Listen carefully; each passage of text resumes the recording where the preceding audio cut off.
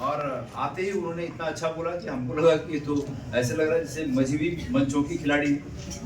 तो लेकिन उन्होंने एक बात कही और बड़े गौर करने वाली बात। उन्होंने कहा कि मैं आने को तो आ गई और बोल भी अच्छा रही थी, पर मुझे हिचकिचाहट ये थी कि मैं राजनीतिक बात कैसे बोलूं। तो इसका अर्थ ये है कि राजनीतिक बात भी कोई आसान नहीं है।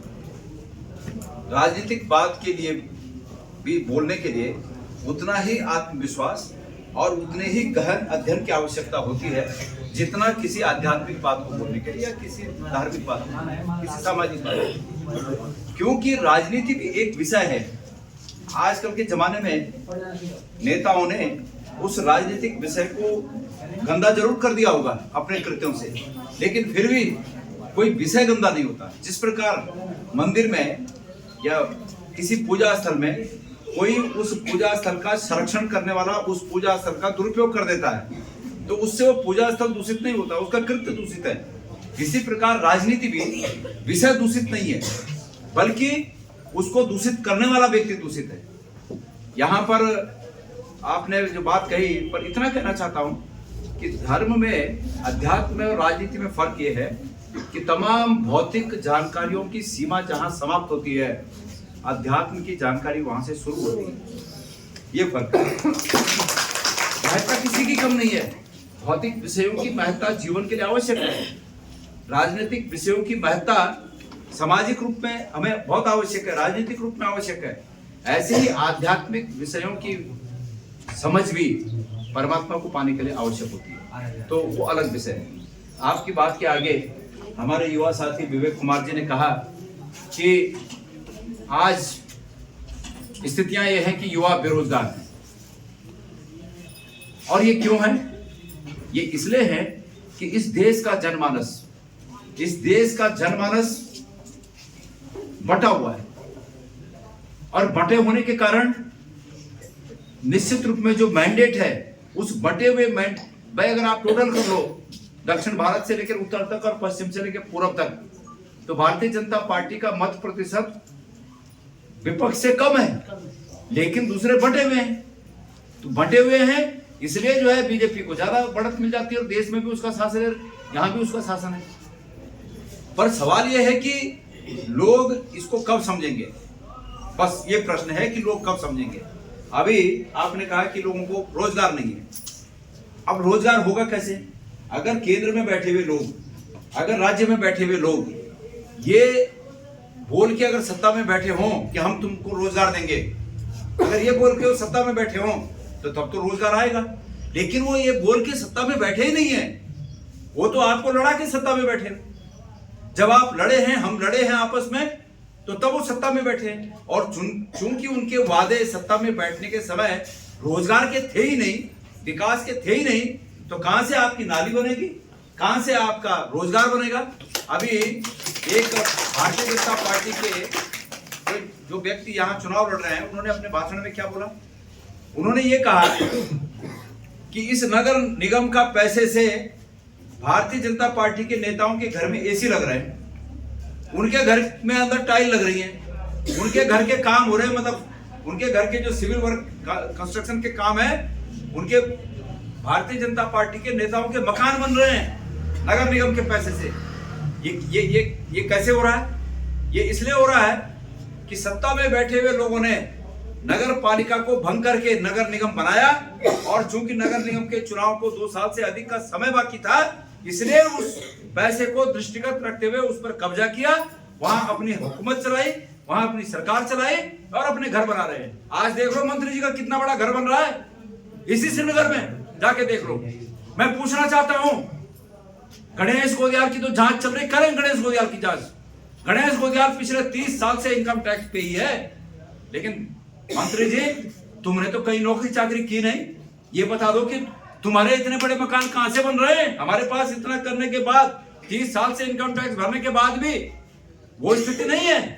हम तो मैंने लोकसभा का चुनाव लड़ा, और लोकसभा के चुनाव के समय पार्टी ने मुझे कहा कि भाई आपको लड़ना ही पड़ेगा। जब मैं लड़ा, मैंने लोगों से निवेदन किया कि भाई मुझे मदद कर देना, क्योंकि मेरे पास नहीं है इतना पैसा कि मैं चुनाव लड़ सकूं, और आप लोगों के आशीर्वाद से किसी ने 5 रुपया, किसी ने 10 रुपया, किसी ने 100 रुपया, किसी ने 1000 रुपया, किसी ने 5000 रुपया मुझे उस खाते में डोनेट किया और 55 लाख रुपए जमा हुए। 55 लाख रुपए। तो हमारी पूंजी आप लोगों का विश्वास है। लेकिन आज ये जो सत्ता में बैठे हुए लोग हैं वो नगर निगम का उपयोग भी अपने घरों को भरने के लिए कर रहे हैं। ये उत्तराखंड की सरकार का उपयोग भी अपने घरों को भरने के लिए कर रहे हैं। एक तरफ ये भाई रोजगार के लिए चिल्ला रहा है और दूसरी तरफ इस प्रदेश के मंत्री धन सिंह रावत 1600 करोड़ रुपए की संपत्ति हरिद्वार में एक प्राइवेट संस्थान को दे दी है 99 साल के लीज के लिए। दुर्भाग्यपूर्ण है, बेशर्मी है। लोग भूख से मरते रहे, लोग बेरोजगारी से तड़पते रहे, लेकिन इनके लिए जरूरी है कि इनकी 7 पुश्तों के लिए भ्रष्टाचार करके पैसा जमा करना है। यही इनका मकसद है, इसके अलावा कोई मकसद नहीं है इनका। मैं कहना चाहता हूं, समय बदलता रहता है और आज सोशल मीडिया के माध्यम से कहना चाहता हूं धन सिंह रावत जी को और यहाँ के मंत्री जी को कि मंत्री जी, समय बदलते हुए देर नहीं लगती है। इस जनता के साथ जिस प्रकार का छलावा आपने किया, जिस प्रकार की तानाशाही आपने की, मैं आज ही सुबह से कम 20 लोगों से यह बात सुन चुका हूं कि भाई हम वोट आपको देंगे पर हम डरे हुए हैं। मैंने पूछा क्यों डरे हुए हो? अरे भाई हमारी छोटी मोटी दुकान है, पता चला कि हमारे छोटा मोटा दुकान है, होटल है, होटल वाला कह रहा है कि वो हेल्थ इंस्पेक्टर को भेज देगा जांच के लिए। दुकान वाला कह रहा है कि सैंपल जमा करा रहा है। अब जब सैंपल जमा कराएगा तो जो सामान है वो सामान बनाने वाले होंगे सहारनपुर के, और सैंपल इधर फेल हो गया तो वो हमको ऐठेगा कि भाई ला पैसे ला। तो सवाल ये है कि क्या ये करना चाहिए? इसलिए धन सिंह रावत जी, जिस दिन सत्ता से उतरोगे उस दिन ऋषिकेश से ऊपर नहीं चढ़ पाओगे। यहाँ की जनता इतनी चिड़ी हुई है, यहाँ की जनता इतनी आक्रोशित है, ऋषिकेश से ऊपर नहीं चढ़ पाओगे फिर।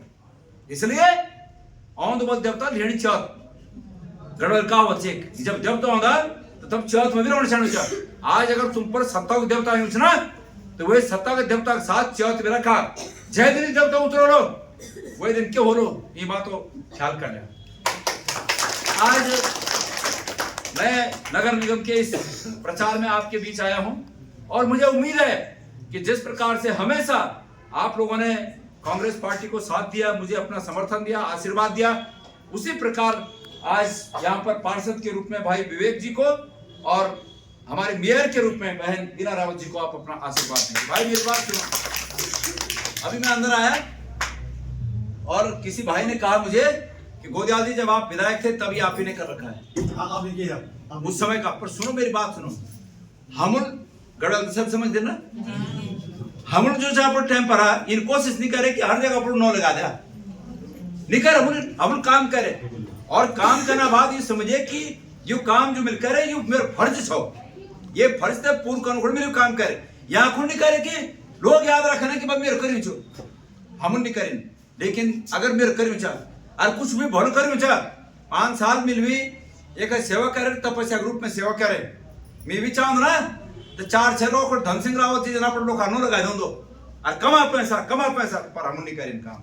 हम नहीं खोदे गंगा माई, हम नियम धर्म से रहा 60-70 करोड़ रुपया दिवाली श्रीनगर बचाने सिरकोट बेटी लेकर और मुड़ के बोलते ना नहीं वैसे नहीं था वो जो की बड़ा डाल सिन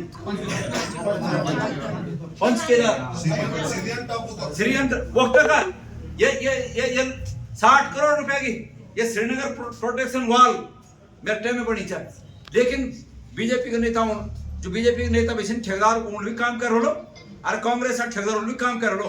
कोई माई को लाल बोल दे तो गणेश गोदाल कह बेटी 5 पैसा चाय पी चाय अगर पिला वाली अगर कल दिन महंगा वाला ना अगर कल दिन मेरे पास आया वाला तो अपनी चाय पिला वाली हम ये हिसाब से तपस्या करें।